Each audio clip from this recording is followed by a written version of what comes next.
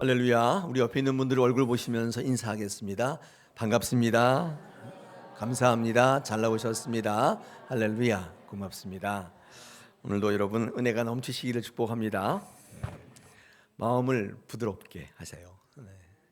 우리 토요일 날 금요일 날 기분 상한 일이 있었죠. 다 잊으세요. 그게 말씀을 들리지 않게 만듭니다. 오늘 이 시간에 성령께서 여러분의 마음을 풀어헤치시고 또 말씀 앞에 무방비가 되게 하실 줄로 믿습니다. 할렐루야. 우리 3월 들어서 말씀의 주제를요 고민을 많이 했습니다. 그런데 신앙생활을 왜 해야 되는지 이유에 대해서 우리 성도들과 같이 한번 나누면 좋겠다. 왜냐하면 아무 생각 없이 신앙생활 하시는 분도 계시고 힘들어서 어려운 신앙생활 하시는 분도 계시고 다양하게 계시기 때문에 우리가 기왕에 신앙생활 하는데 의미를 갖는 좀 유의미한 신앙생활이 되면 어떨까 생각합니다. 오늘 두 번째 시간인데요. 담대하게 이기는 신앙이라는 제목을 가지고 말씀을 증거하겠습니다. 우리 저번째 전주에는요. 이 전체를 보는 신앙, 이게 온전한 신앙이고 이 전체를 보려면 신앙생활을 할 수밖에 없다. 제가 어떻게 말씀드렸냐면요. 신앙과 신앙생활이 다르다고 그랬습니다. 신앙은 말 그대로 하나님을 바라본다는 뜻이에요. 그러니까 신앙의 문제는 하나님을 바라보느냐 안 바라보느냐의 문제예요. 근데 신앙생활은요. 그 신앙을 계속 이어가는가의 문제예요. 다른 거라고, 완전히 다른 겁니다. 그러니까 신앙하시는 분은 많은데 신앙생활을 온전히 하시는 분은 많지 않다는 것입니다. 계속 이어가야 되거든요. 신앙을. 신앙생활을 하는 목적 중에 가장 큰 목적 중에 하나가 뭐냐면 이기는 겁니다. 이기는 거예요. 왜냐하면 도전이 많고 사탄의 싸움이 많습니다. 우리가 세상에서 세상 바라보고 뭐 돈 바라보고 자기 바라보고 살다가 내가 신앙하기로 결정을 딱 하잖아요. 그때부터 사탄과의 전쟁이 시작됩니다. 공격을 멈추질 않아요.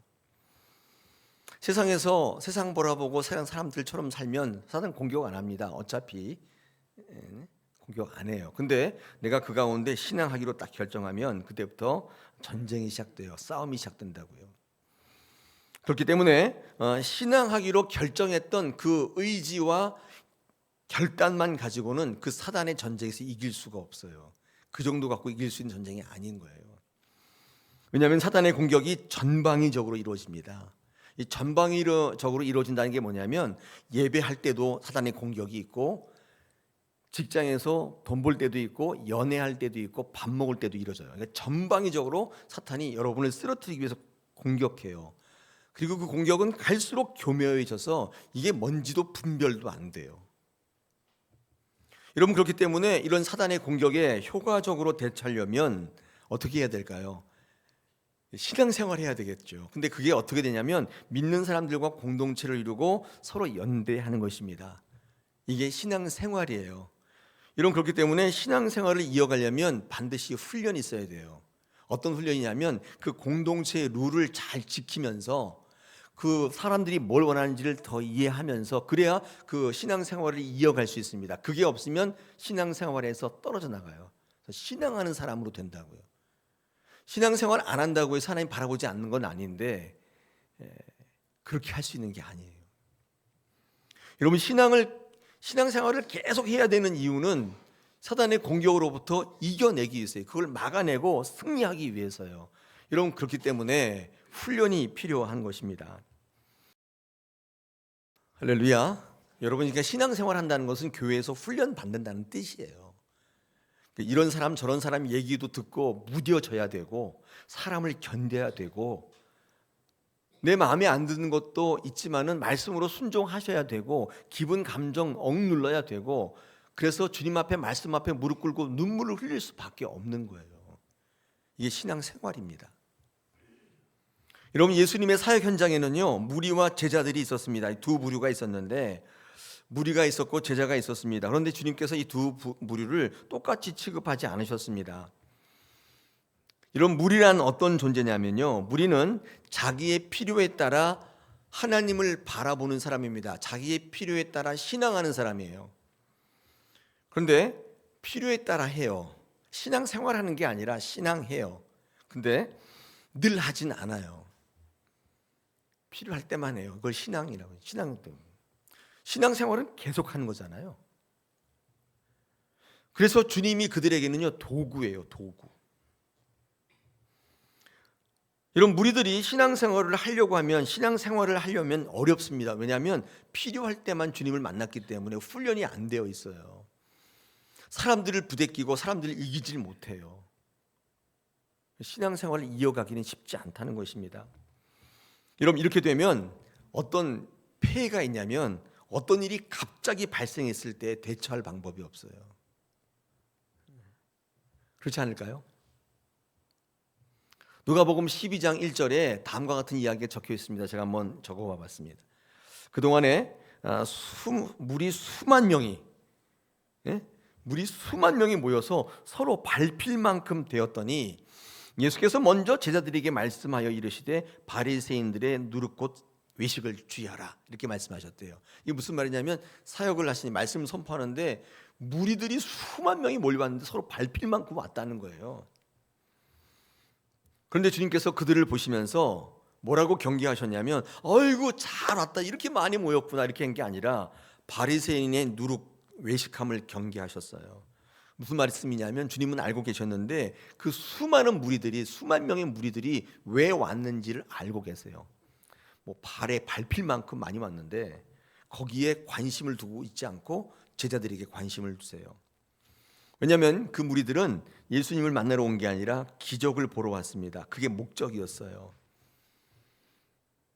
예수님을 만나러 온 게 아니라 기적 보러 왔더니 구경하러 온 거예요. 야, 신기하다. 제가 목회하다 보니까 우리 기독교 신앙에서 이 기적을 능력이라고 말하는 분들이 있습니다. 여러분, 기적은 능력이 아니라 도구예요. 도구. 진짜 능력은 예수예요. 예수의 말씀이 능력이라고요. 앞으로 여러분 뭐 기적을 능력이라고 말하지 마시고 저거 수단이구나, 능력을 드러내는 수단, 이렇게 얘기하셔야지. 여러분, 그렇게 되면 기적을 쫓아다니게 돼요. 여러분이 추구하고 여러분이 쫓아다녀야 할 대상은 말씀이야, 예수님이란 말이에요. 제가 어떤 글을 읽다가 좋은 비유 하나 소개하겠습니다. 곡식과 낫의 비유. 낫, 자르는 거 있잖아요. 곡식단 자르는 낫.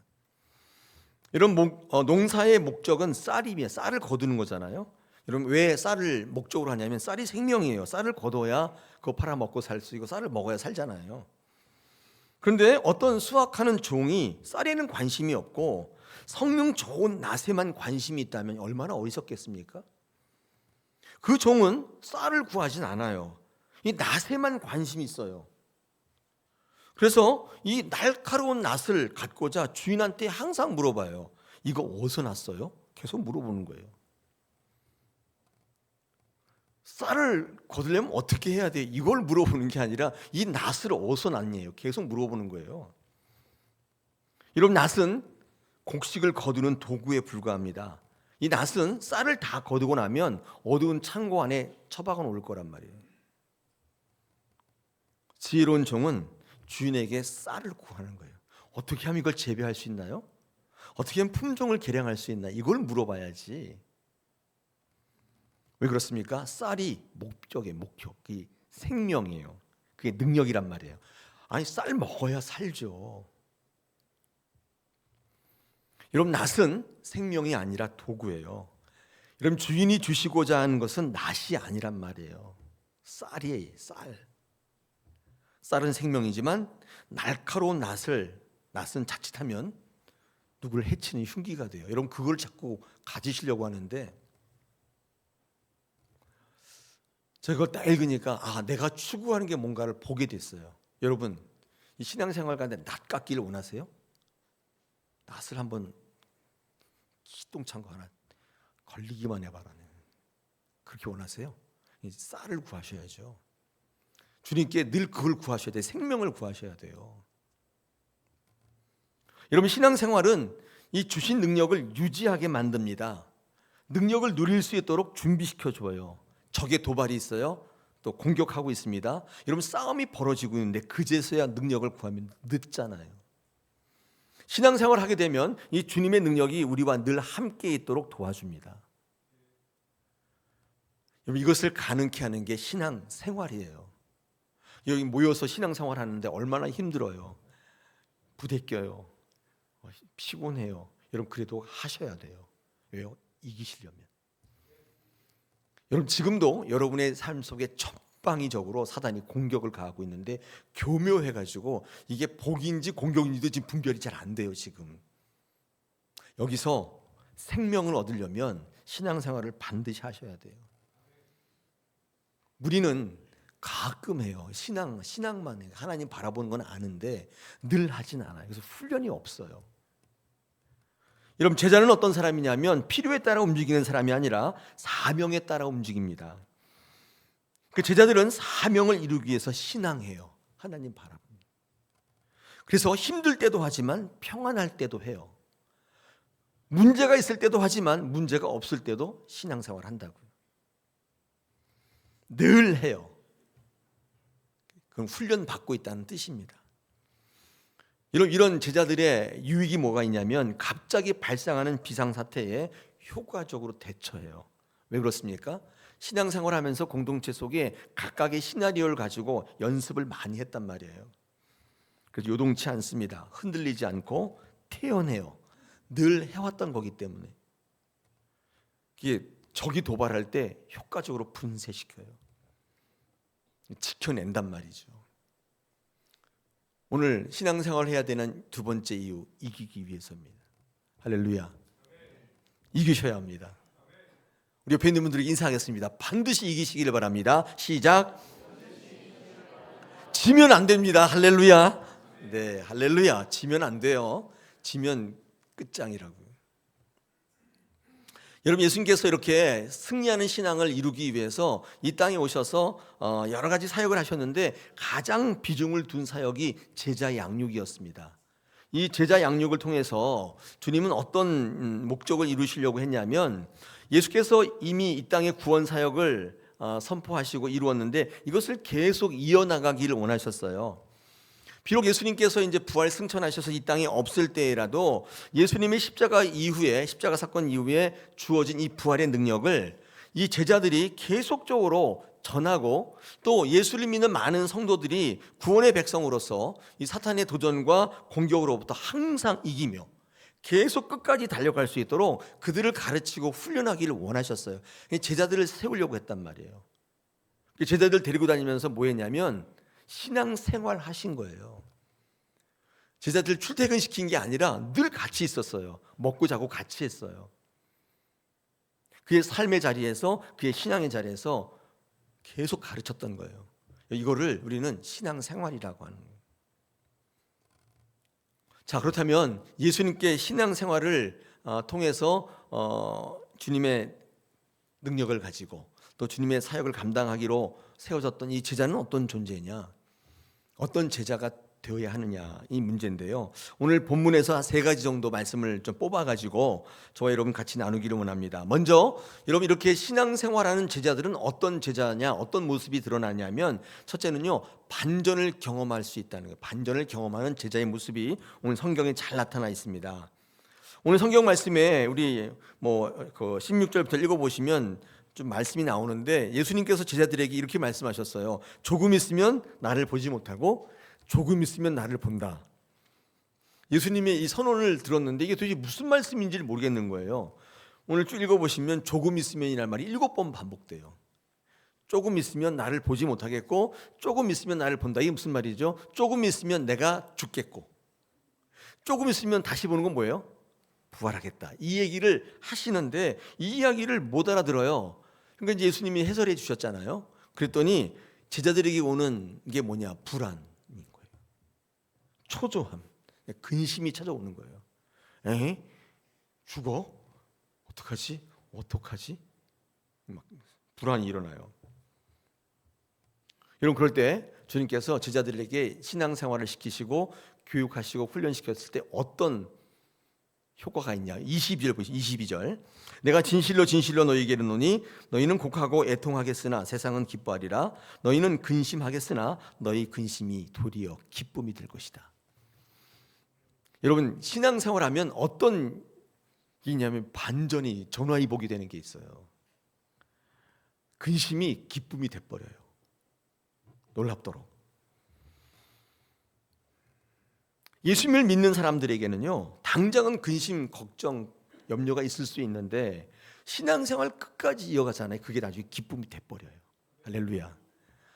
이런 맛이 있단 말이에요. 그래서 신앙생활 계속하신 분들은요, 근심, 걱정이 다가올 때 두려워하지 않게 돼요. 왜요? 나중에 이게 뭐가 돼요? 기쁨이 되게 하실 것을 믿기 때문에. 얼마나 끝내줘요. 마치 여인이 해산할 때 얼마나 근심이 있어요. 어떻게 얼마나 아플까, 얼마나 고통스러울까. 뭐 뼈마디가 다 떨어진다는데 초산할 때는 뭐 너무 두려울 것 같아요. 근심 걱정이 있는데 어떻게 돼요? 나중에 아이를 딱 낳으면 싹 다 잊어버려요. 생각도 안 난대요. 얘가 너무 이쁘니까 생명을 낳는 것으로 인해서 다 잊어버려요. 마치 그럴 것이다. 생명을 낳는 것은 이런 것이다. 신앙도 똑같다는 거예요. 고통이 있고 환난이 있지만 예수 믿게 되면, 생명을 낳게 되면 싹 다 없어진다. 여러분, 그러므로 근심 걱정 없애려고 하지 마시고 예수 믿으셔야 돼요. 오늘 33절 보시면 예수님이 어떻게 이기셨어요? 아무 환난이 없었나요? 뭐라고 되어 있죠?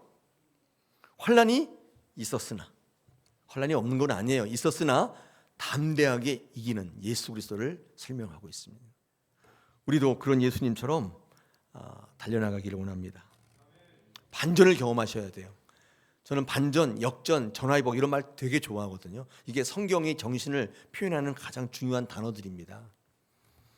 여러분, 예수님이 부활하신 이후에 제자들에게 나타내는 획기적인 이 반전의 변화는 뭐였냐면, 환경이 바뀌는 게 아니라 그들의 관점이 바뀌는 거였어요. 그래서 예수님의 이름으로 무장하게 되고 예수님과 교통하게 되는 놀라운 반전을 경험하게 돼요. 이게 신앙생활의 큰 효과예요. 여러분, 신앙생활 하시는데 뜨문뜨문하는 게 아니라 지저와 똑같이 매일 하시잖아요. 이런 효과가 있어요. 반전이 일어나는데 여러분의 관점이 다 바뀌어버려요. 그래서 근심이 더 이상 근심이 아니에요. 제가 어떤 글을 읽다 보니까 이런 글이 있어서 소개합니다. 저희 나라가 민주화된 사회잖아요. 세계에도 지금은 뭐 어떻게 되는지 모르겠지만 예전에는 민주화로 굉장히 높은 순위에 있었던 나라인데, 단적으로 이런 이제 얘기를 하는 거예요. 민주화 되기 이전에는요 이렇게 돼 있대요. 30여 년 전에 서울역에 가보면 표 파는 곳 이렇게 돼 있었대요. 티켓팅 창구에 가면 표 파는 곳 이렇게 돼 있었는데, 요즘에 가면요 표 사는 곳으로 돼 있대요. 이게 바뀌었다는 거예요. 그게 무슨 말인가 읽어봤더니 이런 거예요. 한국 사회가 민주화된 이후에 관점이 달라졌대요. 그러니까 표를 파는 서울역의 관점이 아니라 표를 사는 수많은 시민들의 관점으로 바뀌었다는 거예요. 그럴듯하잖아요. 어디 칼럼에서 읽었는데, 그러니까 표를 파는 정부의 입장을 대변하는 게 아니라, 정부가 왕이다 그게 아니라 표를 사서 그것을 이용하는 시민들이 최고다. 이 관점이 바뀌었다. 이게 민주화라는 거예요. 제가 그걸 읽으면서 신문의 사설을 보면서 이게 진짜 그렇구나. 우리가 모르게 바뀐 거죠. 이게 사회가 민주화되었다는 것을 나타내는 단적인 거죠. 관점이 바뀐 겁니다. 여러분, 신앙생활하면 이 관점이 자기 관점에서 예수의 관점으로 딱 바뀌어요. 이게 체감돼요. 힘들어도 가고요, 울어도 씨를 뿌리게 되고요. 그렇게 돼요. 그렇지 않으면 힘들면 다 포기하는 거죠. 다 못하네. 여러분, 제자는 어떤 존재냐? 이렇게 반전을 경험하는 존재일 뿐만 아니라 두 번째, 이 사명을 구하는 존재인 것입니다. 오늘 23절에 보니까 이렇게 되어 있어요. 24절에도 그렇게 되어 있고 26절에도 그렇게 나와 있는데, 내 이름으로 구하라 이렇게 되어 있습니다. 내 이름으로 구하라. 뭐든지 다 주신다 이렇게 되어 있는데, 여러분, 우리가 이제 이 말씀에 인용해서 우리가 부르짖으면 다 얻을 것이다 생각하시는 분들이 있잖아요. 근데 여기에 단서가 붙어 있어요. 어떻게 구해야 돼요? 내 이름으로 구하는 거죠. 여러분, 내 이름으로 구한다는 말이 무슨 말일까요? 내 이름으로 구한다는 것은 예수님의 이름으로 기도합니다 이거예요? 그런 걸까요? 물론 그 예수님을 이름으로 구해야 되는데, 내 이름으로 구한다는 것은, 예수의 이름으로 구한다는 것은 예수님을 위하여 구한다는 말입니다. 꼭 기억하셔야 돼요. 그러니까 예수님의 이름으로 구합니다 이렇게 해놓고 자기 거 쓸 거 쫙 구하면 이거 다 주시겠지, 망상도 해수욕장이죠. 그죠? 그런 거 아니에요. 그러니까 예수님의 이름으로 구한다는 말 붙여놓고 자기 쓸 것을 죄다 구하면 그 예수의 이름으로 구하는 게 아니에요. 여러분, 예수님의 이름으로 구한다는 것은 예수님을 위하여 구한다는 뜻입니다. 여러분, 그런데 오늘 성경 말씀 24절 같은 데 보니까 뭐라고 되어 있냐면 이제까지는 내 이름으로 아무것도 구하지 않았다고 하십니다. 여러분, 그 사람들이 얼마나 많은 것들을 구했어요. 당시 유대인들이 얼마나 많은 것들을 구했습니까? 그런데 왜 아무것도 구하지 않았다고 하시느냐 하면 이유가 예수의 이름으로 구하지 않았기 때문에, 즉 예수님의 입장에서 예수님을 위하여 구한 적이 없어요. 그러면 어떻게 구했냐면, 어떤 이름으로 구했냐면 자기 이름으로 구한 거예요. 그렇기 때문에 안 들어주셨다는 거예요. 예수님의 제자는 그래서 예수님의 쓸 것을, 예수님의 명령을 예수님을 위하여 구하는 자인데, 이걸 한마디로 말하면 사명을 구하는 거예요. 할렐루야. 여러분, 신앙생활을 하게 되면 어떻게 바뀌냐면 자기 것에서 사명으로 바뀌게 돼요. 늘 자기 것을 구하는 사람이 아니라 주의 쓸 것을 구하고 주의 명령을 구하는 사명으로 나가게 된다는 것입니다. 저는 그래서 제자를 일종의 군사라고 여깁니다. 군사는 뭐 사도 바울의 서신에서 많이 나옵니다. 우리 믿는 사람들을 다 군사라고 얘기하거든요. 군사는 어떤 사람이냐면 자기의 필요를 구하는 사람이 아니라 나라의 필요를 구하는 사람이죠. 군인. 사명을 구하며 사는 사람들이 군사예요. 군사. 그렇지 않나요? 저희 두 아들이 다 군인이라 가지고 제가 잘 압니다. 제가 잘 알아요. 여러분, 그리스도의 군사인 거예요. 저희는 훈련받고 신앙생활을 하면 이렇게 바뀌는 거예요. 여러분, 이게 이기게 만드는 힘이라니까요. 이깁니다. 예전에 베트남에 미국이 파병할 때, 그때 닉슨 대통령 있을 때 어떤 한 여기자가 닉슨 대통령한테 물었다고 해요. 대통령님, 어떤 사람은 서독에 파병돼서 편하게 군생활하고 어떤 사람은 베트남에 가서 죽고, 이게 공평합니까? 이 정책을 처리할 생각이 없습니까? 이렇게 물었다는 거예요. 그때 이 닉슨 대통령이 이렇게 얘기했대요. Life is not fair. 삶은 공평하지 않다. 이때 삶이라는 것은 군인들을 얘기하는 거예요. 삶은 공평하지 않다. 그럼 하시는 말씀이 군인은 공평으로 사는 게 아니라 사명으로 산다. 제가 그걸 읽을 때, 저는 이제 목사니까, 여러분, 성도는요 공평함이나 이런 걸로 사는 게 아니에요. 사명으로 사는 거예요. 그게 제자입니다. 여러분, 이럴 때 그 사명으로 무장된 그 성도는, 군인은 반드시 이깁니다. 신앙생활 할 때 이게 생기는 거거든요. 무리같이 필요할 때만 신앙하는 분한테는 절대로 맛볼 수 없는 신비와 비밀입니다.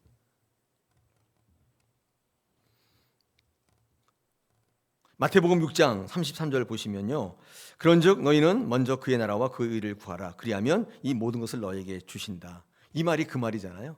예수의 이름으로 구하면 다 주시겠다는 거예요. 일체 비결을 주시겠다는 거예요. 일체 것들을 다 주시겠다. 여러분, 빌립보서 4장에도 똑같은 말씀이 있습니다. 이렇게 되어 있어요. 내가 궁핍함으로 말하는 것이 아니라 어떤 형편이든지 나는 자족하기를 배웠노니 나는 비천에 처할 줄도 알고 풍부에 처할 줄도 알아.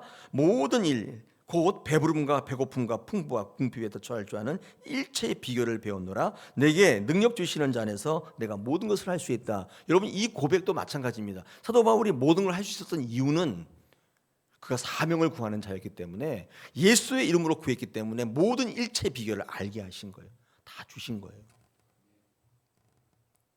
여러분, 신앙생활 할만하지 않습니까? 좀 기분 나쁘다고 그만둘 게 아니지 않습니까?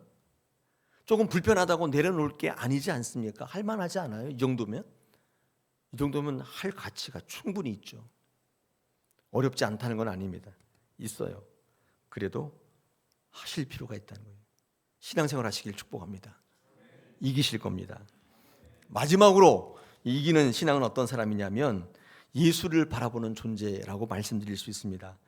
오늘 33절에 보니까 뭐라고 되어 있냐면 이렇게 되어 있죠. 이것을 너희에게 이르는 것은 너희로 내 안에서 평안을 누리게 하려 함이라. 세상에서는 너희가 환난을 당하나 담대하라. 내가 세상을 이겼노라.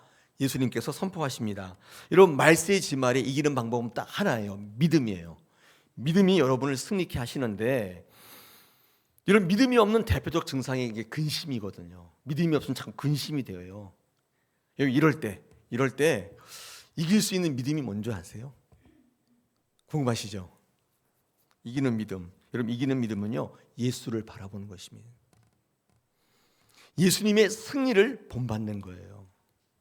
예수님이 환난을 이기며 승리하셨잖아요. 그 예수님을 바라볼 때 우리의 승리의 요인이 되는 거예요. 승리는 여러분 안에서 나오지 않습니다. 예수님을 바라보면 예수님의 승리가 여러분의 승리의 이유가 되는 거예요. 그러므로 세상을 이기는 성도는 어떤 성도냐면 예수님을 바라봐요. 내 필요를 채우는 성도가 그러면 이길 것 같죠. 예수님 바라보고 예수님의 승리를 본받고 그 예수님의 승리를 우리 안에 이루기를 원하는 분들, 그래서 그 부름의 상을 향해 끊임없이 표대를 향해 달려가는 거예요. 그분이 반드시 이긴다는 것이면. 할렐루야. 네, 오늘 준비한 말씀 여기까지거든요. 빨리 끝났네요. 여러분, 신앙생활을 할 만하지 않아요? 오늘도 누가 여러분 기분 나쁘게 해도 이어가셔야 돼요. 눈물을 흘리면서 뿌리셔야 돼요. 눈물을 흘리고라도 뿌려야 돼요. 아니, 기쁘게 뿌리면 제일 좋죠. 근데 그렇게 버려두지 않, 전방위적으로 공격하고 있어요. 여러분, 오늘 신앙생활에도 공격하고 있다니까요.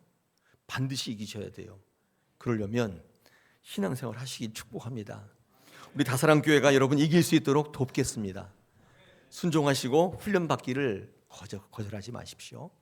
우리 시간 오늘 주시는 말씀을 한번 붙들고 기도하면 좋겠습니다. 이렇게 한번 기도하겠습니다. 신앙생활에 되는 이유, 이기기 위해 간단해요. 왜냐하면 우리가 신앙하기로 결정한 순간부터 사단의 공격이 끊이지 않고 있어요. 아니, 저도 잘 분별이 안 돼. 이게 공격인지 복인지. 신앙생활을 떠나게 되면 사단의 타깃이 딱 됩니다. 우는 사자와 같이 삼킬자를 찾고 있는데 오호라 잘됐다. 혼자 떨어져 있는 사람은 채간단 말이에요. 반드시 죽습니다. 우리는 연대해야 돼요. 신앙생활 해야 하는 것입니다. 우리 시간 같이 한번 결단하시겠습니다. 주님, 제가 신앙생활 하겠습니다. 믿는 무리와 연대하겠습니다. 떨어지지 않겠습니다. 가슴이 아파도 기분 나빠도 꼭 같이 있겠습니다. 주님과 동행하겠습니다. 우리 시간 같이 한번 결단하며 기도하시겠습니다. 하나님 아버지, 감사합니다. 오늘도 주시는 말씀을 통해